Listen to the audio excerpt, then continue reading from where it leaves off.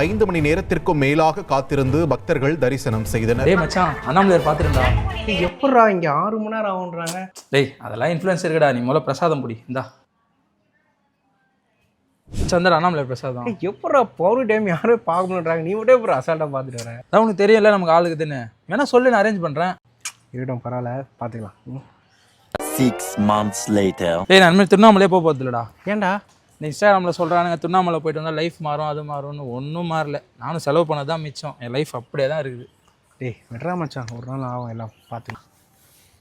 ஒரு நிமிஷம் இல்லை, நானும் 6 மாதமாக சாமியை பக்கத்துலேயே தான் பார்க்குறேன்.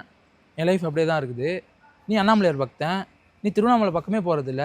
உன் லைஃப் மட்டும் எப்படா நல்லா இருக்கு சொல்கிறா? உனக்கு மட்டும் எப்படா ஒரு பிளெஸிங்ஸ் கிடைக்குது?